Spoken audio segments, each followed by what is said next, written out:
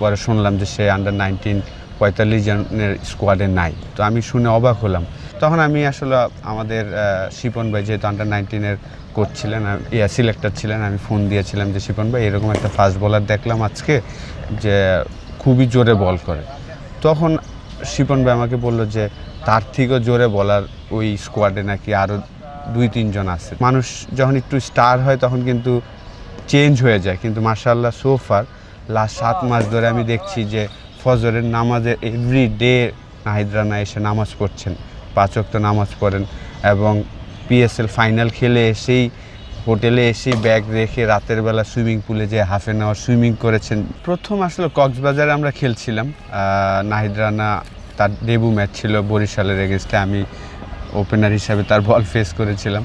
তো ফেস করার পরে যেহেতু আমরা একই হোটেলে ছিলাম, তো রাতের বেলা আসলে আমি তাকে ডেকেছিলাম আমার রুমে আসার জন্য, তো আসছিল।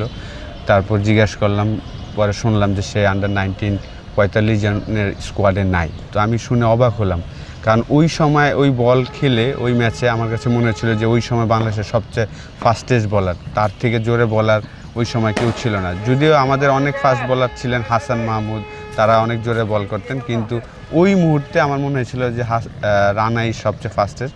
তখন আমি আসলে আমাদের শিপন ভাই যেহেতু আন্ডার-19 কোচ ছিলেন, সিলেক্টর ছিলেন, আমি ফোন দিয়েছিলাম যে শিপন ভাই এরকম একটা ফাস্ট বোলার দেখলাম আজকে যে খুবই জোরে বল করে। তখন শিপন ভাই আমাকে বলল যে তার থেকেও জোরে বলার ওই স্কোয়াডে নাকি আরও 2-3 জন আছে। তখন শুনে আমি আসলে একটু অবাক হয়েছিলাম যে শিপন ভাই কি বলছে যে তার থেকেও জোরে বলে, তাহলে তো মাশাআল্লাহ ভেরি গুড। তো তখন আমি তাকে যে জিনিসটা বললাম, যেহেতু আমি 13 বছর ইন্টারন্যাশনাল খেলেছি, ক্যাপ্টেন্সি করেছি, তো আমার কাছে মনে হয়েছিল যে সে খুব তাড়াতাড়ি বাংলাদেশ ইন্টারন্যাশনাল টিমে চলে আসবে। তো আমি যেই জিনিসটা বলেছিলাম যে তুমি ডিসিপ্লিন থাকার চেষ্টা করবা, নিজের যত্ন নেওয়ার চেষ্টা করবা।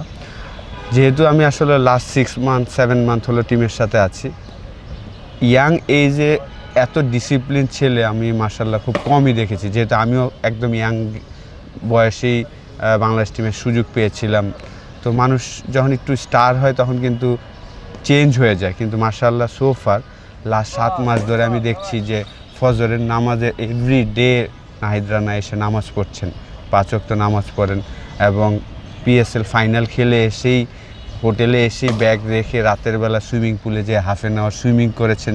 ওই দিন দেখে আমার খুবই ভালো লেগেছে যে না, নিজের প্রতি সে প্রচুর সচেতন এবং সে 2 পাই মাটিতে আছে আলহামদুলিল্লাহ। আসলে আপনি তো ক্রিকেটার ছিলেন, আপনি খুব ভালো বোঝেন একটা ক্রিকেটার যখন বাদ পড়ে বা একটা ক্রিকেটার যখন সিলেক্টেড না হয় একটা জেদ থাকে। আপনার কিছু মনে হয় যে নাহিদের সেই জেদটা আসলে আছে যে আমি অনূর্ধ্ব-19 খেলিনি বা অনূর্ধ্ব-19 করে চান্স পাইনি, তো আমি আরও বড় পর্যায়ে যাবো, আমি বড় ক্রিকেটার হব?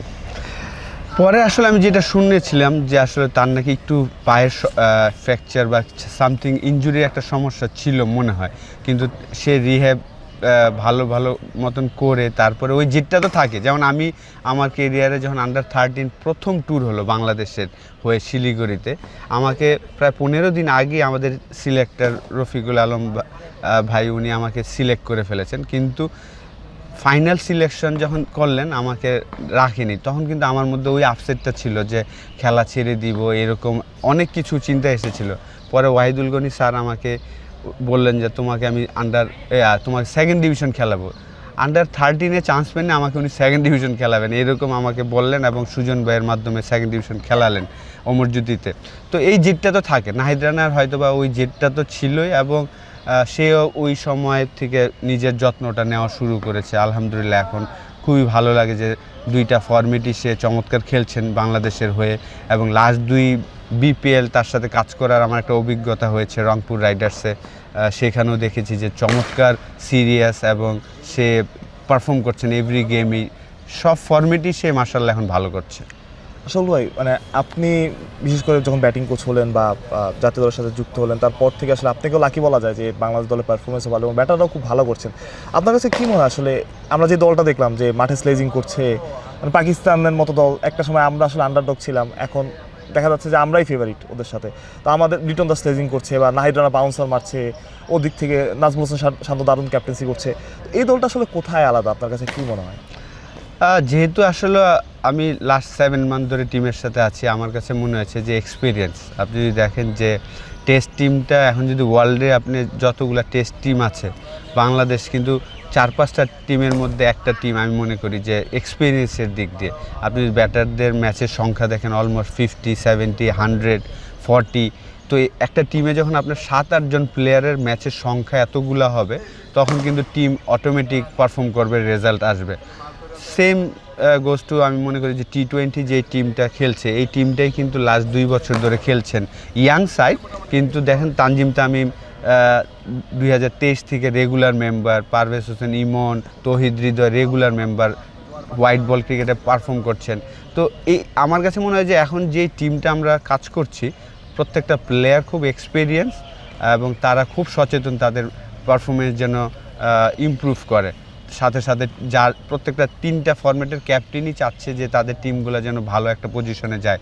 ক্রিকেট বোর্ডকে আমি ধন্যবাদ দিব যে খুব চমৎকার একটা ডিসিশন নিয়েছেন যে 3টা ক্যাপ্টেনকে লম্বা সময়ের জন্য ডিক্লেয়ার করে দিয়েছেন যে প্রত্যেকটা ক্যাপ্টেন তুমি এই আইসিসি ইভেন্টের ফাইনাল পর্যন্ত, লাইক 2027 ওয়ার্ল্ড কাপ পর্যন্ত মিরাজকে দেওয়া হয়েছে, শান্তকে টেস্ট চ্যাম্পিয়নশিপের ফাইনাল পর্যন্ত দেওয়া হয়েছে, লিটনকে 2028 ওয়ার্ল্ড কাপ পর্যন্ত। এই তখন কিন্তু ওরা একটা চিন্তা করতে পারে যে আমার টিমটা কিভাবে আমি সামনের দিকে নিয়ে যাব।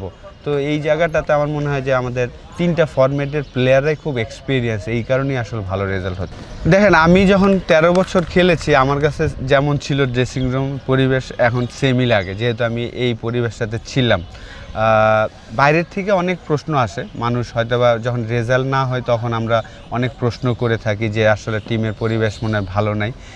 যেহেতু আলহামদুলিল্লাহ লাস্ট 7 মাস ধরে আমাদের রেজাল্ট আমাদের ফরে আসছে, তাই হয়তো বা আমরা এই নেগেটিভ জিনিসগুলা দিচ্ছি না। কিন্তু আমি মনে করি যে আমাদের পরিবেশ খুবই ভালো। এখানে কোচিং স্টাফ বলেন, প্লেয়ার বলেন, সবাই ডেভেলপ করার চেষ্টা করছেন। আমরা যারা কোচিং স্টাফ আছি আমরা চেষ্টা করছি তারা যতটুকু ফ্যাসিলিটিস আমরা তাদের দিতে পারি আমাদের দিক থেকে, এবং প্লেয়াররাও চেষ্টা করছেন যে যতটুকু তারা নিতে পারে। তো এই জায়গায় পরিবেশটা খুবই ভালো। রেজাল্ট যখন পজিটিভ হয় তখন কিন্তু পরিবেশটা সবসময় ভালো থাকে। কিন্তু আমার ব্যক্তিগত আমাকে জিজ্ঞেস করা হয়েছিল আগেও যে আসলে এই পরিবেশটা কেমন, আমার কাছে কিন্তু সেম। আমি যখন ওই ডেবুতে আকরাম ভাই, বুলুল ভাইদের সাথে খেলেছিলাম, যেমন পরিবেশ ছিল ড্রেসিং রুম, এখনও সেম পরিবেশই আছে। পরিবেশটা সবসময় ভালো থাকে এখানে। আসলে ভাই ক্রিকেট নিয়ে একদম শেষ প্রশ্ন, লিটন দাস, অনেক সময় লিটন দাসকে আপনার সাথেও তুলনা করা হয়, মানে লিটন ব্যাটিং স্টাইলের জন্য আসলে সুন্দর ব্যাটিং করে দেখলেই দেখতে ইচ্ছা করে, আপনি ওই রকমই ব্যাটিংই করতেন। লিটন দাসের সাথে আপনি কাজও করেছেন, লাস্ট কয়েকদিন দেখলাম মিরপুরে দেখেছি, তার আগে আপনার যখন অভিষেক হলো মানে কোচ হিসেবে, তখন আমরা সিলেটেও দেখেছি। আসলে লিটন দাসের চিন্তাভাবনা বা লিটন দাসের দর্শনটা আপনার কেমন মনে হয়? খুব বেশি কথাবার্তা তো বলে না, বাট দর্শনটা আপনার কেমন মনে হয়? খুবই ভালো লাগে, কারণ প্রচুর চিন্তা করে। ও যেই মানের প্লেয়ার, মাশাআল্লাহ লাস্ট 6 মান্থ যদি দেখি যে অসাধারণ খেলছেন। ওয়ানডেতে রেগুলার ছিল না, লাস্ট 6টা ওয়ানডেতে আপনার পাকিস্তান এবং নিউজিল্যান্ডের সাথে ফিরে এসে আমি বলবো যে প্রত্যেকটা ম্যাচেই সে কন্ট্রিবিউট করেছেন মাশাআল্লাহ।